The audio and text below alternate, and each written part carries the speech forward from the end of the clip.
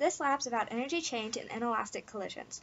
So this is what'll go down. A ball will be bounced across an uneven table. After gathering the experimental motion data and tracker and making simplifying assumptions, I'll use Newton's second law to predict the new velocities and check its accuracy with generated position data against experimental data.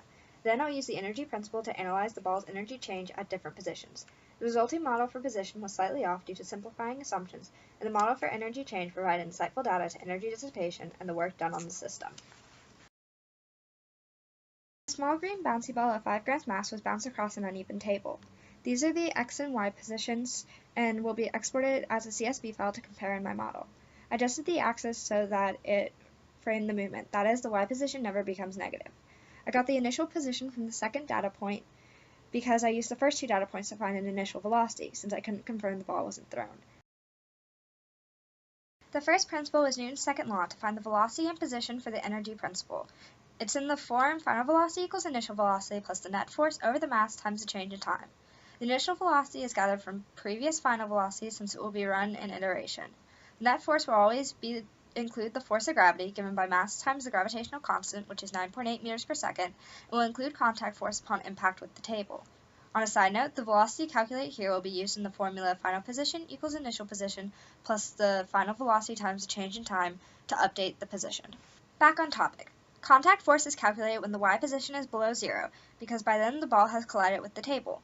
Since it's slanted, the collision would have a sine-cosine relationship to gravity.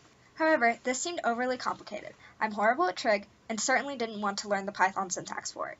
So, through about an hour of trial and error, I found an update for the x component as a constant addition of negative 0.007 in the x direction. The y correction was an absolute value under the condition the position for y was less than or equal to 0 times the dissipative constant of 0.93. One more problem. My ball wasn't falling fast enough. I found this was corrected by multiplying the gravitational force by a constant of 1.43. I believe this issue derived from the frame distortion in the original video, but the manipulation was necessary for accurate positions. Now the good stuff, the energy principle. Work plus thermal exchange equals the change in energy. The change in energy can be broken into kinetic and potential gravitational energy, represented by 1/2 mv squared and mg times the change in height respectively. This means that Earth and the ball are the system. The left side of the equation should only be non-zero when it hits the table, since it's the third wheel and not included in the system. Since the table doesn't move, work is 0. It is an energy exchange which occurs here. Before running the model, let's look at the assumptions one more time. The ball only moved in 2 dimensions. Camera distortion will affect positions. Second, dissipation is a constant value, not a function. Last, the ball is too small to accumulate drag force and air resistance is negligible. After plugging all of these formulas into Python under these assumptions, we can run the models. By which I mean I'll show you the graphs. Python and screen record don't work at the same time on my computer. The position graph. Green and blue are model predictions.